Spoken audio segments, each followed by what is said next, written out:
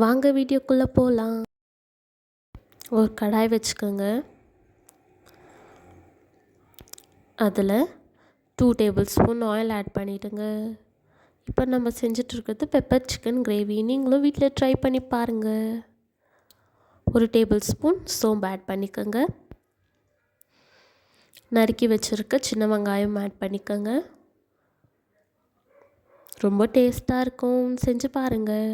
Salt add பண்ணிவிடுங்க. நல்லா வதக்கி விடுங்க. 1 tablespoon ginger garlic paste add பண்ணிக்கோங்க. நான் சின்ன ஸ்பூனில் போட்டேன், ஸோ அதை 2 டைம்ஸ் போட்டுட்டேன். நல்லா வதக்கிட்டு இப்போது க்ரீன் மசாலா ஆட் பண்ணிக்கலாம். அதுக்கு தேவையான பொருள் சின்ன வெங்காயம், கொத்தமல்லி, மிளகு, சீரகம், சோம்பு, க்ரீன் சில்லி இதெல்லாம் போட்டு நல்லா மிக்ஸ் பண்ணி எடுத்து வச்சு அதை ஆட் பண்ணிக்கோங்க.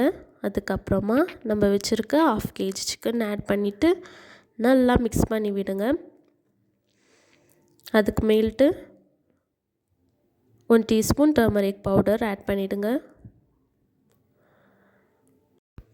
1 டீஸ்பூன் சில்லி பவுடர் ஆட் பண்ணிவிட்டேன்.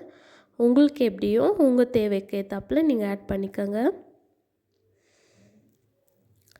ஆட் பண்ணிவிட்டு 1 teaspoon garam masala, 1 teaspoon chicken masala add பண்ணிக்கோங்க.